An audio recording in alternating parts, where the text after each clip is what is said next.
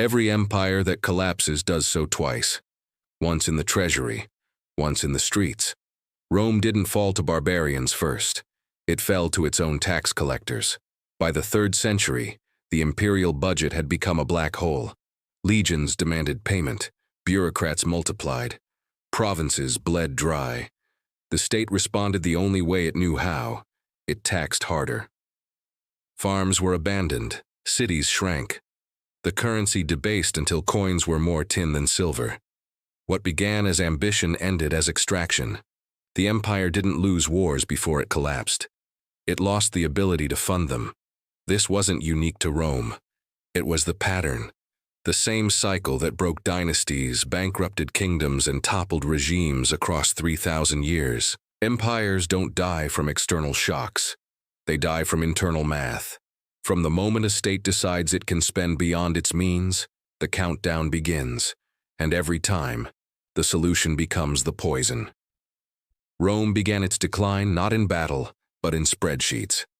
In 235 AD, the empire entered what historians call the crisis of the 3rd century. 50 years of chaos. 26 emperors, most murdered. The borders held, barely, but the economy collapsed completely. Why? Because the state had made a promise it couldn't keep. Pay the army no matter what. Soldiers were the only institution that mattered. Everything else, infrastructure, trade, law, was negotiable. The legions were not. So Rome printed money, literally. The denarius, once 95% silver, dropped to 5% by 270 AD. Prices exploded. A measure of wheat that cost half a denarius in 200 AD cost 200 denarii by 301 AD. Inflation wasn't a side effect. It was policy. The state had discovered it could tax without legislation, just debase the currency and take the difference. But that required cooperation. It required trust. And trust was the first thing to break. Merchants stopped accepting imperial coins. Barter returned. Taxes had to be collected in goods, not currency.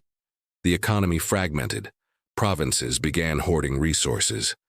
By the time Diocletian took power in 284 AD, he faced an empire that had already begun to fracture. His solution was bold: fix prices by decree. The edict on maximum prices set caps on over 1,000 goods and services. Violators faced execution. It failed within a year. You cannot legislate economics. Markets don't obey emperors. The edict vanished. The inflation continued. Rome survived another century, but only because it had split itself in two and militarized the tax system. The Western Empire fell in 476 AD. The eastern half lasted until 1453. But both had ceased to be empires long before. They were extraction machines running on momentum. That momentum always runs out. Jump forward 1,000 years. Florence, 1345. The city wasn't an empire, but it was a banking capital. Two families controlled Europe's credit, the Bardi and the Peruzzi. They had lent fortunes to kings. Edward III of England owed them the equivalent of twice Florence's annual GDP. The loans financed wars, castles, entire campaigns. It was the first experiment in sovereign debt on a continental scale, and it required one assumption: kings repay. Edward defaulted in 1345, not because England was poor, because he chose not to pay. The Bardi and Peruzzi collapsed within months. Florence's economy seized. Thousands lost their savings. The city spiraled into depression.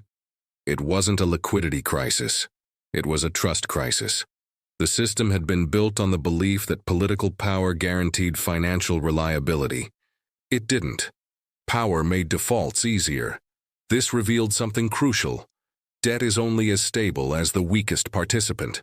When Florence lent to kings, it tied its fate to their wars.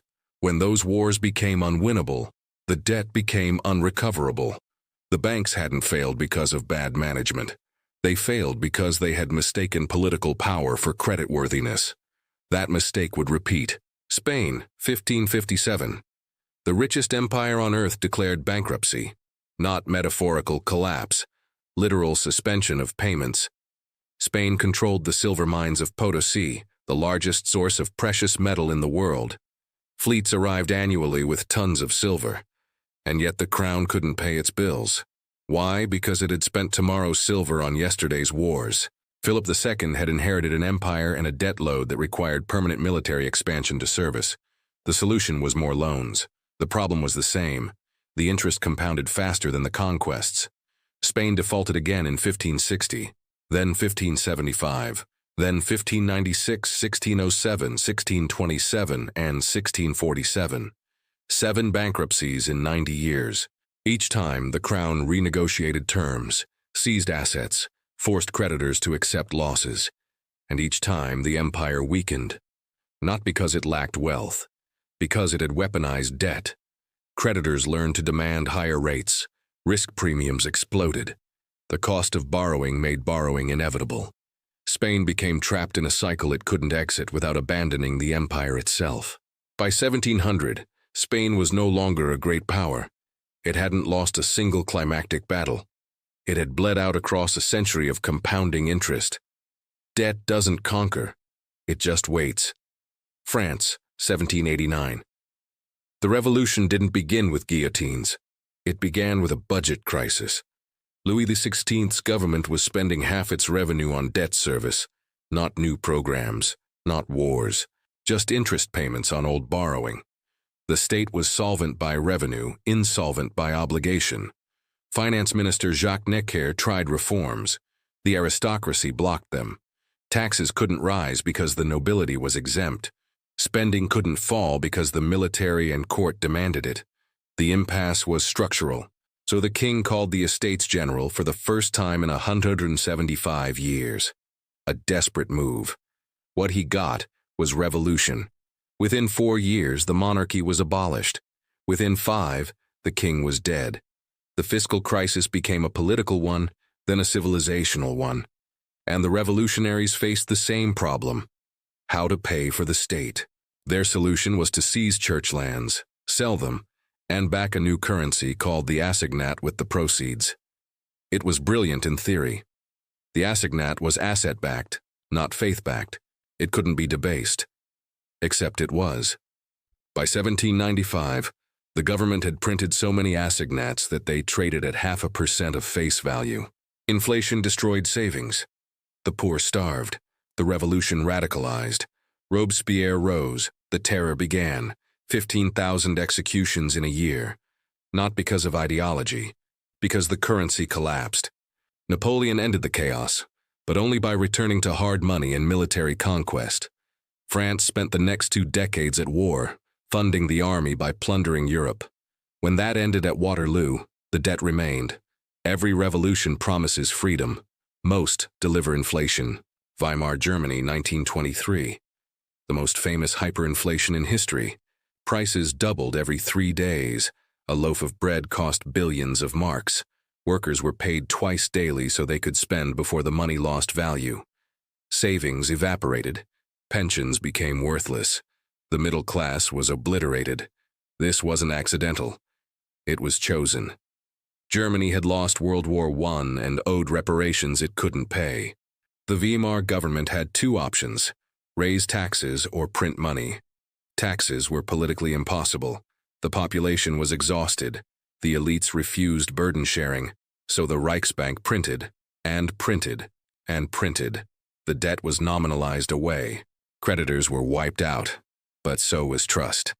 The currency became kindling. People used marks to wallpaper apartments. Children built blocks with bricks of bills. The hyperinflation ended in November 1923 when Germany introduced the Rentenmark, backed by land. Confidence returned overnight, but the damage was civilizational. An entire generation lost faith in money, in government, in the future. That cohort, raised in collapse, became the voters who enabled the rise of fascism a decade later. Weimar didn't fail because of Versailles. It failed because it chose monetary destruction over fiscal responsibility. Collapse doesn't end the crisis. It creates the conditions for the next one. Today, the pattern hasn't disappeared. It's globalized. In 2008, the world experienced a financial crisis triggered by the same mechanism. Borrowing beyond capacity, packaging risk as safety, and trusting that growth would continue forever. The United States housing market had been built on subprime mortgages, loans given to people who statistically couldn't repay them. Those loans were bundled into securities, rated as safe, and sold worldwide. When defaults began, the entire structure collapsed. Banks failed, credit froze. Governments intervened with the largest bailouts in history.